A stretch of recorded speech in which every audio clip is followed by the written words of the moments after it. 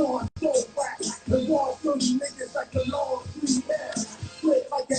up? What up? Yeah. Yes, sir. It's good. It's good. Appreciate you joining me this evening, sir. It's good. Sin-seer was good. You know, we here, man. We in the building, man. It was good, man. No doubt. This is your first live, and I appreciate you joining me for your first live. So now you know how it goes, and I appreciate having you. yeah, You know? yeah, no doubt. With the times, but I'm here though. You know, you already. Yes, sir.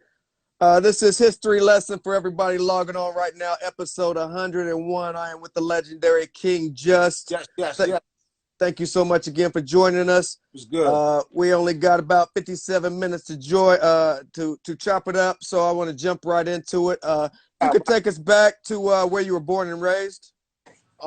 Staten Island, New York. You know what I mean? Killer Hill, Park Hill, 10304. You know what I mean? No doubt. Can you take us back to a day in the life of King Just growing up in Staten Island? Man, you know, the everyday hood struggles, man. You know, I had my siblings with me, and my mom's raised me, you know, single parent. And you know, I had a love for music. So I will always be like on the streets, and you know, dudes used to always like freestyle and battle and stuff on the block. And I was just one of those ambitious kids where I had to be the best at it. You know what I'm saying? So I used to go around battling everybody from your Method Man to your Inspector Dex, and you know, just sword fighting where lyrically we would sharpen each other's sword and just make sure that dudes was nice. So you know, I was one of those kids in Park Hill that I had to let people know who I was and how I represented. No doubt. Can you take us back to some of the obstacles you had to endure growing up in where you're from, Staten Island? In the Park Hill projects, I mean, you know, police brutality, you know, drugs, you know, all types of stuff that, you know, that goes on in the regular community and things of that nature. But, you know, I was always a kid that always thought about just, you know, staring out of that type of situations and always sticking to my music, you know? Right. Can you take us back to some of your earlier influences before you got into hip hop? Who were you listening to growing up? Oh, okay. You know, for me, like my trio would be like Rakim, KRS-One, Big Daddy Kane. You got Slick Rick, Cool G Rap, Dana Dane. You know, those cats right there definitely influenced me to keep my penmanship right when it comes to this you know, MCing thing. Right. You talked about battling some of the early Wu members on the block. Earlier on, what was some of the earliest memories of hip hop that you seen growing up in Staten Island, firsthand? Well, we Staten Island, you know, we got the Force MDs or the Force MCs. You know what I'm saying? So you got, you know, Mercury, Stevie D, you know, the whole squad. You know, Jesse, I don't want to forget. You know. Trisco, you know, everybody that was in the squad, and you know, they had all the joints from like Itching from a Scratch. I think that was in the movie Rapping or one of those movies back in the days, or Breaking or one of those movies.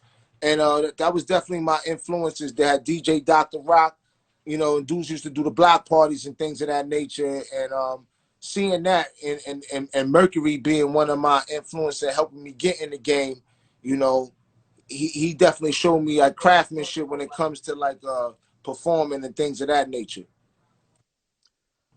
So at what point did you get into hip hop, and was it MCing first? Were you a breakdancer, graffiti artist, DJ?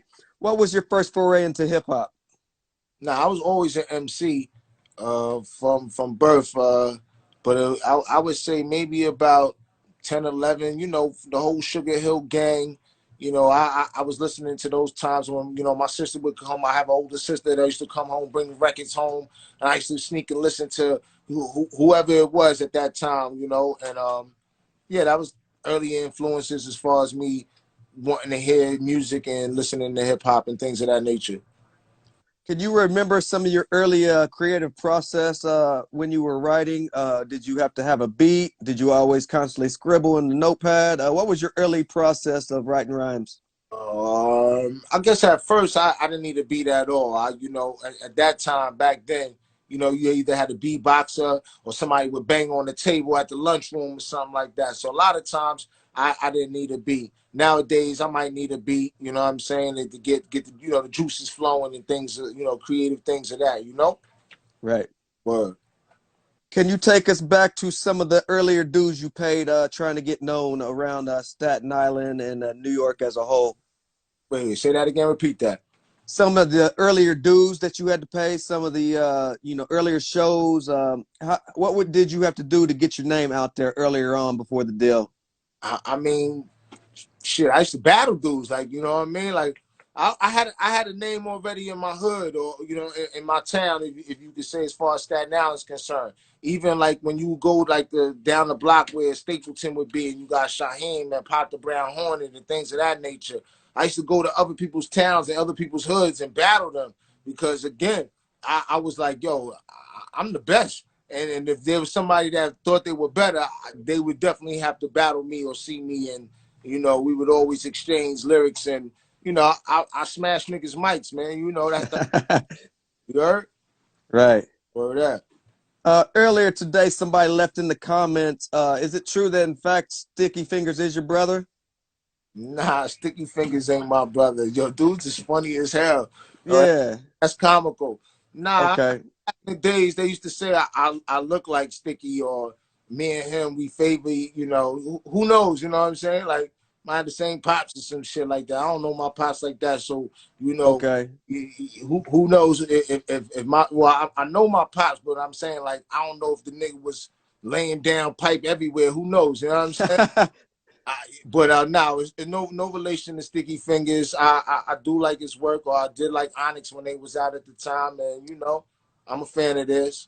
Right. Yeah. I'd never heard that story, so I was like, wow, I was slipping on that one. So it's in fact not true. So I'm glad we cleared the air. They say we resemble each other, but I don't know. You know what I'm saying? I might Right. go better there, you know. But it was good though. Talk to me. No doubt. In '93, a crew came out from Staten Island, the Wu-Tang Clan. What did you witness early on going on in Staten Island when the Wu-Tang Clan came through? What did I witness? What do you mean? What did I witness?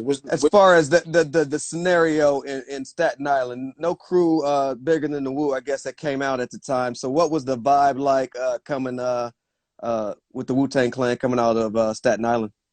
Well, I mean, shit. It was a collective. I mean, like with the whole Wu-Tang, like, you know, before it was actually a group itself as a group, it was a thing in Stapleton, and I guess it spread it out from there to being, you know, the group that it is, you know, that it is today.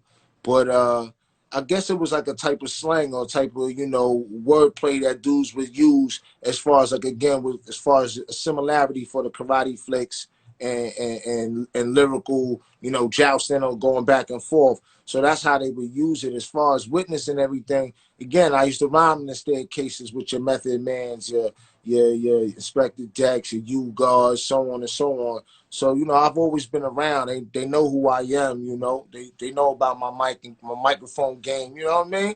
Definitely. They got stories. Right. Was there at any point that you were going to get down with the crew, or was it always you went for Dolo back then? Well, for me, you know what I mean? Non niggas, you know, to split a check might not work, you know, and I know they did their own thing on how they did it. So yeah, I always had intentions on doing my own thing. Uh yeah, you know, everybody walks their own path, and I definitely was one who was walking my own path. I had my own squad. We had, you know, the whole King Just, the whole Black Fist. We had the independent label. So, you know, we was doing our thing back then. So I definitely was walking my own path. No doubt. That's the next topic.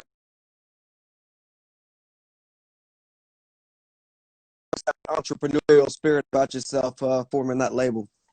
Say that again. You froze up a little. Can you hear me now? Yeah, sure. Go ahead. At what point did you come up with Black Fist Records, and did you always have an entrepreneurial spirit about yourself when forming that label? Yeah, that was the team and squad that I was with. So, you know, we always had a vision to have our own path and make our own lane and things of that nature. So it just was like the timing, you know, like everybody at that time, like around 92, 93. You know, we was all dropping music. You know, the Clan dropped Protect Your Neck, Shaheem dropped On and On, and then I came with the Warriors drum that Hey Ya Ho. You know what I mean? Pop the Brown came with the black on black crime. So we always had the intentions of moving out and doing our thing. It just was, I guess, a timing issue. And, you know, at the time when it was right, we all struck. Right. Word Uh, up. can you take me back to some of the labels you shopped your demo for before making Select Records as your choice? Well, I was gonna sign with Jermaine Dupri, uh, way before I've met with Select and doing all of that. Jermaine Dupri was gonna first sign me. We met in Atlanta. I went down there. He heard the Warriors drum. He loved it. You know, it was one of those deals that I maybe look back now and said I should have took. You know, this is before he even had the Brat sign or even Bow Wow sound. The only person he had signed at the time was Crisscross. So from right then and there, I should have jumped on the bandwagon. But you know, my team was moving, and we had other plans going on. So we wound up going with Select for, I guess, a bigger, more part of the distribution. You know what I'm saying? Because at that time, you know, you really wasn't getting that. People was just getting like a I wouldn't say a 360 deal, but a deal where, you know, you would just get the advance, and then somehow, some way, you gotta either recoup if you didn't sell enough and things of that nature. So for us, we had our own independent label. We was paying for everything, so we went with the person that was gonna give more on the back end than the front end, and that was What some, which was what a okay deal, I say, I guess, you know. were there other labels involved in the bidding war, so to speak? Capital, you had Jive, you had you know, I was going from place to place. You know, when I dropped the Warriors drum, a lot of people don't know. When I came out with the Warriors drum, I dropped it in California first. You know, I didn't even drop it in New York. I went to Cali to the Baker Boys, you know, shout out to them. And I dropped it there first, and you know, Cali was loving it. I was banging out there. Flex had to call out there on the sister station out there from High 97 and was like, yo, what's that y'all playing out there? You know what I mean? And they was like, oh, word, y'all don't know. He back from your town. He back east. I had to fly out like 2 weeks later to go back to Hot 97 just to go to, you know, the Flex show, just because nigga was like, yo, I need him up here. You know what I mean? So Warriors Drum, you know, people embraced it. I loved it. It was a great song, you know. I sold like 100,000 units in Anchorage, Alaska. Shout out to everybody in Anchorage, Alaska. I didn't get to go out there and do a show or nothing like that. Poor management or whatever that goes. But you know what I mean? Like, we was just moving units and people loved the joint. So, you know, I'm here again. I'm back again. I got new music. You know what I mean? We back on it again, man. Word up. No doubt. Your debut album turned 25 this year. Can you take me back to the sessions that and what you remember most about creating that album? Sheesh. Late nights, you know, long sessions. It was fun. It was a learning process. You know what I mean? I was a little bit younger back then, so my mind wasn't on the business as it should have been. I was more again into the more of the music creative process and all of that. I mean, I enjoyed it. I never really played around in the studio too much. You know what I'm saying? Maybe a game here, there, too, a little Street Fighter here and there. You know, I tear niggas up on that, but other than that, you know, I just was more or less into the music and making sure that, you know, everything was right when it came to my sound. Do you remember the selective process and the producers that you chose for this project? Oh, the new project. No, the Oh, that project. Do you remember the project back then. producers? Okay, Yes. talking about back then. All right, thought you want to talk about now. Oh, we gonna talk about now for sure. Nah, back then, yeah, we had E Swift from the Alcoholics. I don't know if you know Oh about. yeah. Definitely nice, you know what I'm saying? Shout out to the Alcoholics, you know, Taz and all of them, J-Ro and all of that. What else? We had my man Armin Ness, who also did like Shaheem joints, you know, King Just of Pop the Brown Hornet joints. Armin Ness is a definitely dope producer from Staten Island. Um, what else? Who else we had? Easy Mo B. You know what I'm saying? He did a lot of joints. You know, he also did Craig Max and all of that, Biggie joints. But yeah, Easy Mo B, he definitely did the no flows on the rodeo, and we had some inside producers from from our hood, like Mizza and things of that nature. So it was a nice process, and again, I had some dope producers on there for sure. I believe when the Source dropped this magazine and they gave you a 3.5. Do you remember that? And how did it? What was your reaction to the rating? All right, Source Magazine 3.5. That was a minute. That was a minute ago because ain't no Source Magazine anymore, right? Right, right, All right, so yeah, that was a minute ago. 3.5 was cool because the highest was what, 5 mics? right, Right. So, I understood that they didn't want to give me my props, but to already go 3.5, that's already letting you know that I was there. They didn't want to go 4 or 5 because it was just, again, I was a new guy. You know what I'm saying? So I wasn't even mad at the 3.5. They didn't even get to understand who I was, but most cats didn't even get that. You know? right. Yeah. Uh, how did the label feel about the project as a whole, and why not a follow-up album for that? That was my decision, and that's because again, I just told you I just sold 100,000. I like in my deal, I sold like 100,000 units in Anchorage, Alaska. For you to not send me out there to do a show didn't make any sense. I would do in-store signings, and I wouldn't have the records at the time. For those that don't know, we had records, we had the wax, CDs, tapes. I don't want to sound like a dinosaur, but that's what it was. You know, they wouldn't even have the inventory in there. So for me, the management wasn't working out, and the deal wasn't that good. And I just figured I just would rebirth myself and come back again. Get the dough over. I was good, so we here again. Right. What was the details of that first record that was Select? Was it a multi-album deal, or was it just a one record deal? Again, I wasn't on Select. So again, Select was just a dish. They was just a Ah, for got red distribution at the time. I wasn't on Select. I was never a Select artist. I was on my own label, Black Fist. I owned everything as far as when it came to the rights of our music and everything else. Select was just like you could say, the middleman or the distributor. gotcha. Right. Uh, Continuing with that time, 95, 96. Can you take us back to a favorite tour lineup and a favorite tour memory? Tour lineup, tour memory. I mean, I was always on the road with a lot of cats. I mean, I was on the road with MOP. I enjoyed a lot of times out on the road with them.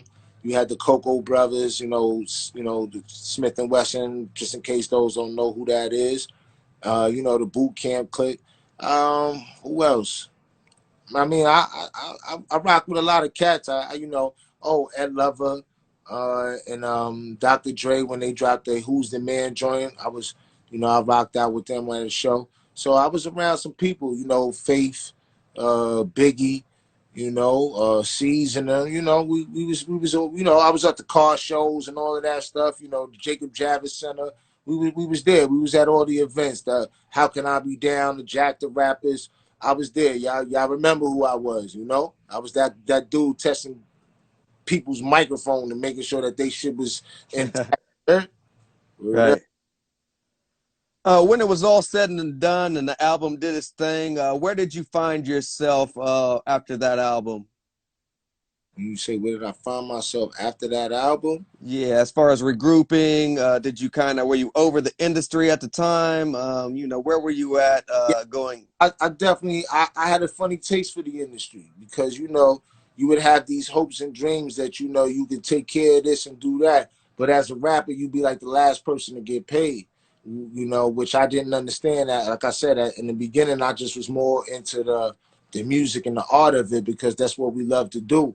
But as a rapper, you the one that do most of the work and you the last person to get paid. So with that situation, I felt that it wasn't conducive for me to even make that work. So I just, again, I would always stay doing music. Like I never stopped doing music, but I definitely fell back from the industry. I went Bin Laden on them. I went in the caves and, just figured out, what it is that I wanted to do when it comes back to this game. And, I'm back at it. You heard? You Right. know, sure. Was 2001 your first return with Who You Records? Uh, as far as putting out something to the world, yeah, you know, that was just something to test the waters. Again, my own label, of course. Uh, just wanted to let the people know that, you know, I was still alive. I still was around. You know, I still had music that was, you know, dope, and we was putting it out there. I featured on certain other people's projects and things of that nature. I think it's one of the Wu albums, as far as like the chamber joints, or one of the chamber joints. I forgot the name of the shits. The Swarm, maybe. Form joints. Yeah, one of them joints again. You know, I was on there again. I started featuring on a couple of people's joints from it from back then, from Escape to like Chub Rock and, you know, things of that nature. Mac the Maniac. So we was doing things. I was always making sure that people was knowing that I was still around. What was the reception like with No Power on Earth? I went back just a little bit as far as some of the features that I was on, but I brought you back to 2001 as far as when I dropped my solo joint and put some music out for myself. Yes. No doubt. What was the reception like for No Power on Earth? People loved it. You know, it was a good vibe. I mean, like, again, I always get good love. Like, you know, people, as far as those that are true to the game and understand the elements of hip hop, where, like you were saying, did I was a b-boy? Did I do graffiti? Did I break dance? You know, DJing. If you don't know the elements of hip hop, then, you know, you can't really appreciate my type of music. You know, but I always get love, and I appreciate those that are true fans of King Just and stick to the, you know, the ride out with me when it's time. It's time. But, you know, it took me a minute, but it's heat, boy. It's heat on the table right now. You already know. I heard you playing some joints earlier, boy. I tell you, fire. Yeah, Yes, sir. Rams hit me off with a couple joints, and we'll play them here in a bit for the fans who've been longtime fans of King Just. Oh, that's Uh, play stuff. Talk to me. fa- Fast forwarding to 2005, Go In on them. Is Yes, that the next release after yeah. 2001? Take to the world again. Another, yo. Just again, I'm here. I'm still around. We still doing some things. I didn't even know you knew about that. You doing your homework back there, huh? Yes, sir. All right, man. That's what's up, man. Yeah, you already know, man. Yeah, we was going in on them. Like, again, that was just to let people know that, you know, I'm still here. I'm still relevant, you know, and that was just letting them know that, you know, eventually you got a real solid project coming, but here's something while you've been waiting. Hold on to this. You know what I mean? Right. Like an hors d'oeuvre before you get to the main course and shit. Yes. Absolutely. All right. You and Pop the Brown Hornet got a long relationship. Can you take us back to how you guys met, and we can talk about the best of both hoods? We can work our way up to that. Battle that nigga. You know what I'm saying? I should smoke that nigga. You heard? Nah, I do it right there. You know, we go all the way back from high school. You know what I'm saying? And truth be told, yes, we used to battle in high school where I would come every day and have a rhyme for him, and next day he got one for me, and we go back and forth. So it was a love thing on top of the fact that our hoods are like 5 minutes from each other, Park Hill and Stapleton. Like Ghostface is from Stapleton. You know, RZA might have lived in the borderline of the two, you know, hoods, Park Hill and Stapleton. So I just say all of that to say, like, you know, there was always a rivalry. There was always a back and forth between us, whether it be music, whether it be sports, whether it be girls. We would always go back and forth with each other. So, you know, the love and the relationship built in as far as, you know, musically in New York, you know what I'm saying, high school. And from there, it just grew from the streets and so on and so on. Because a lot of cats from Park Hill couldn't go to Stapleton.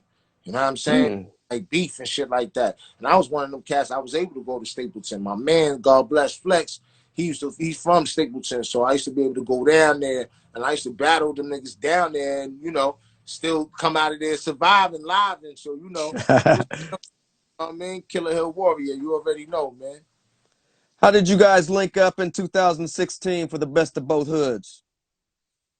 We just felt like it was time due. You know, we was always meant to do some music and make things happen, but truth be told, we didn't do it, and we felt like, you know, it's time to, you know, let people know. It's like 20 joints on that joint. crazy. Like, you know what I'm saying? It's just, you know, to give it out, throw it out there to the world and let them have it, to let them see, like, you know, we make good music. And if you listen to it, we even got something for the people of the young generation, or the, you know, the people up for today, you know, that's listening to music now. Right. Right. This has definitely been a crazy year as far as just COVID and everything, protest. Has any of this affected your recording process? What do you mean?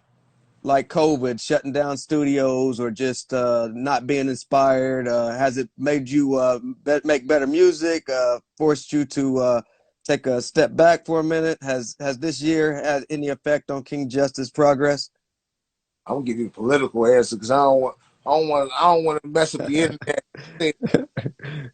But nah, you know, truth be told, you know, I see that. I thought it was like a time to reflect on yourself, you know, to get to understand with family, you know, to see that, you know, life is precious. And, you know, I just hope people that, you know, they stay safe in this situation, and hopefully we get through it. But, you know, some things is meant to happen. And, you know, it happened. So, you know, it's in God's hand. You heard? No God, doubt. you heard? Talk to me. It's 2020. Can you tell everybody what you are currently working on and what you have been working on? What can we look forward to? Yeah, the long live, you know what I mean? Long live the King project, man. It's crazy, man. I'm working with the Silver Blade Productions. Music is crazy, you know. Ran Man on the sound. You know, we got the Real Job Studios, man. We moving. Haas in the building, you know. We in the building, man. I want to shout out to my peoples, you know what I mean? Tawana Mac? Tawana Mac? Okay. Yeah. Yeah. Okay. Yeah. All right, but you know, we here, man. You know, we making it happen. New music is crazy. I mean, I don't know what to tell y'all, man. I don't like to talk. Like, that's one thing that, you know, I'm glad I'm doing this, but I'm not a bragger. I'm not somebody that's gonna sit here and be like, yo, or, you know, from where I'm from and the era I'm from, the cloth that I cut from, like, we never really talked about it. We just showed and proved, and you know what I mean? The proof is in the pudding. So I don't like to do too much talking, but I know I gotta get out there, and people's like, yo, we don't hear you too much, man. We don't know what you about. Like, what's talk to us, you know what I'm saying? And I'm a real person. Like, you can talk to me, you know. I laugh, I joke here and there, you know what I'm saying? But truth be told, I'm all about my business and making sure that my music is right, and, you know, letting the world know that we back doing some things again, man. No doubt. If you don't mind, I'd like to jump into a couple tracks. Maybe you can set them up, and after I play them, and tell us your creative process behind them, and you know, introduce your producer, Silver Blade. I believe that's the producer for that, behind these. That's Brand Man, you know what I mean? He makes that music, man. That shit is crazy, man. Silver Blade Productions. You already know, man. I don't know what you want to play. What's it called? Talk to me. Let's play. Ooh.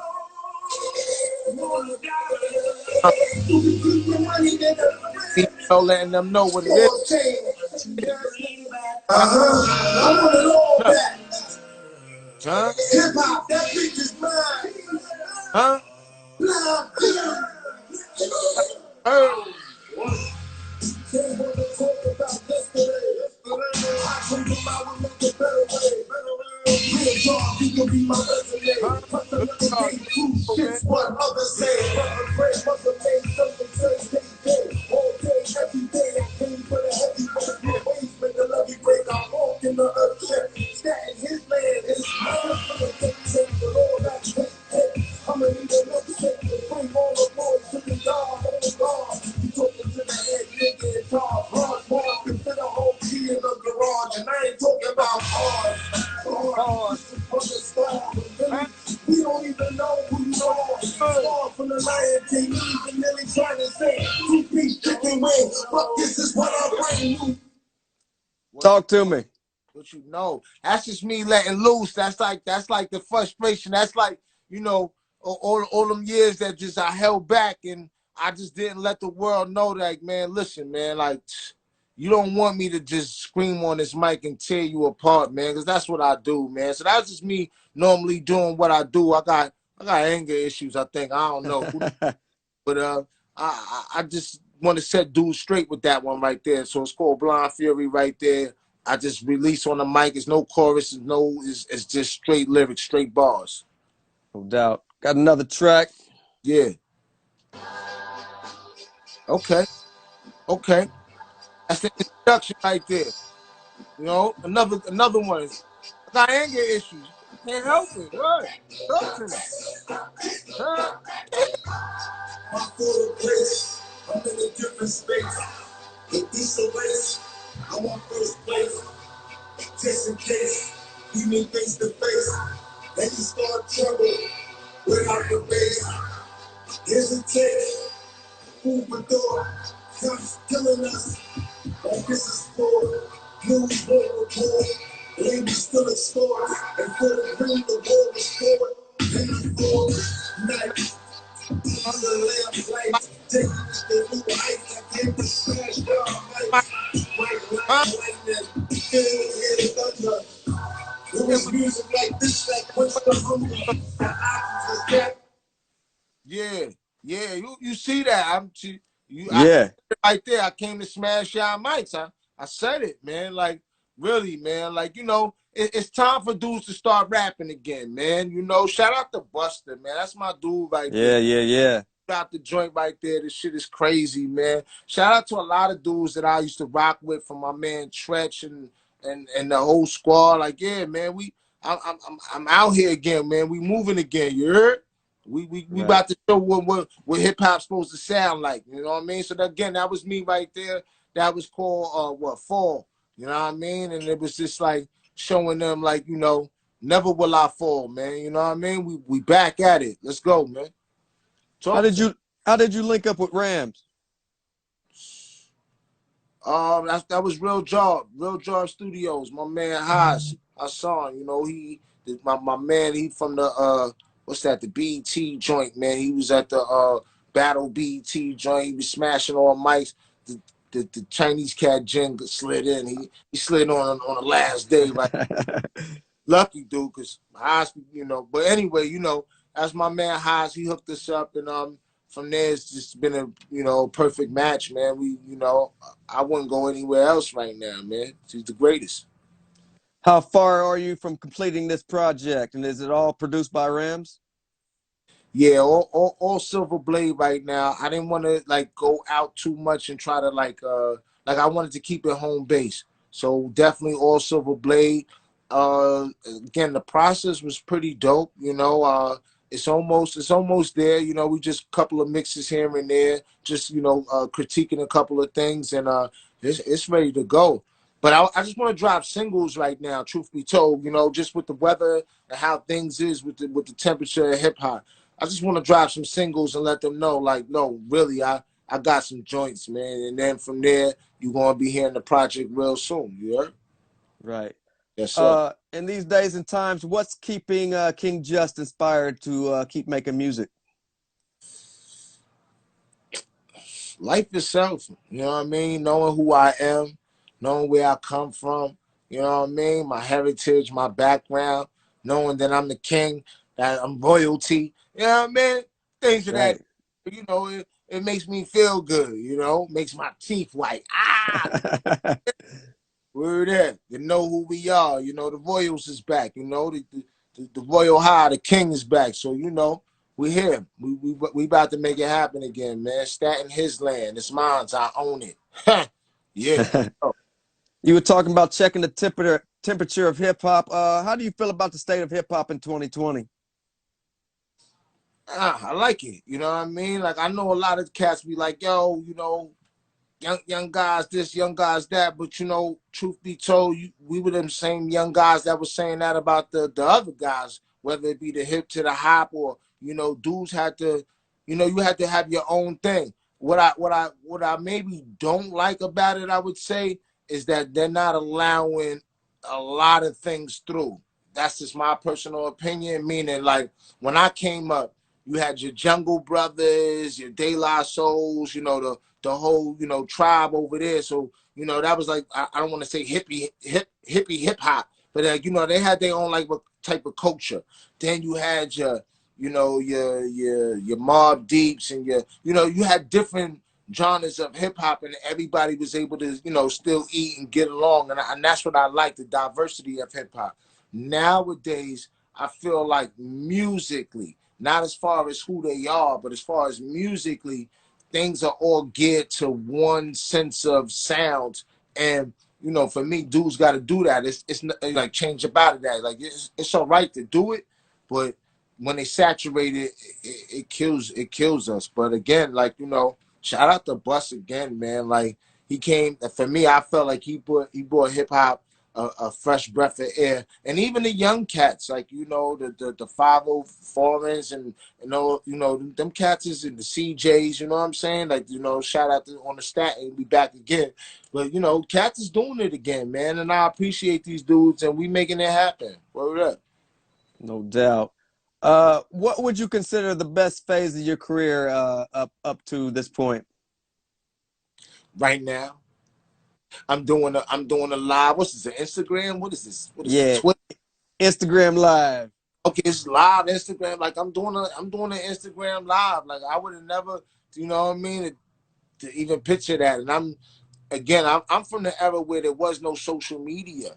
So a lot of things that we did, if you ain't have no camcorders or no, you know, like phones wasn't even like how they are today. And again, I'm showing my age, but I'm still nice. I smoke y'all niggas.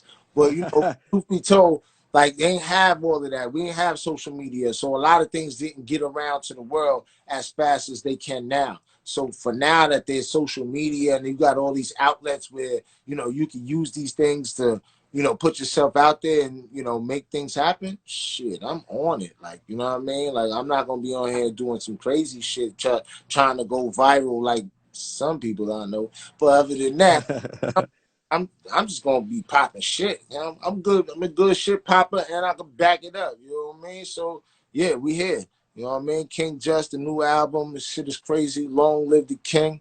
I mean, I got heat for y'all niggas, man. I don't want to talk about nothing, man. And I'm not related to the Sticky or nothing like that. What the hell's going on here? Like, you Yeah. be like, yo, you look like Gangstar, things of that nature, or, you know, shout out to my man Smooth B. You know, I'm nice and, Ah, you know what I mean? I yeah. box with them. Smooth B, my dude and shit. He looked at me one day and was like, yo, you might look like my brother or something. Like, so, you know, we all look like kings. So, you know, we the kings is back. And then, you know, we doing music, you know. Shout out to MOP. I seen them doing some shit. Billy Dan's, you know what I'm saying? Lil Fame, you know, shout out to Brooklyn, man. We you know, I fucks with y'all niggas hard body, man, you know. And we here, man, Staten His Land. It's mine's, I own it. The new album, Long Live the King. And we back on again. Talk to me. Huh? Can you tell us where we can keep up with everything King Just social media wise? Sheesh. Man, listen, man. Google me, man. It's King Dust, man. Listen, I'm gonna be everywhere. So you ain't gonna be able to get rid of me, truth be told. But you know, I got an Instagram, Toke Armstrong, you know, kingjust.com, whatever. I'm there, man. Google me. I'm everywhere, man. We gonna be on live in your stereo, you heard? No Word doubt. Hey, I appreciate Triple you Blade, spending. all that. You know, we back, man. Follow us, man. We doing the things again. I gotta get all of that. I gotta learn all of that. Follow me on this Instagram / your hashtag, all that other stuff, man. My name Toke Armstrong, man. I smoke y'all, man. That's Islam, man. You already know what it is, man. We back at it, man. Word up, man. I appreciate you though, man. Sincere, holler at me, man. You know, I appreciate you having me on here and letting me, you know, pop my shit and do what I do, man. I appreciate Absolutely. that. Anytime, man. Day one fan. So I appreciate everything you've done for the culture. It makes me happy to know you're still around doing your Yeah, thing. yeah, man. We back at it, man. Word up, man.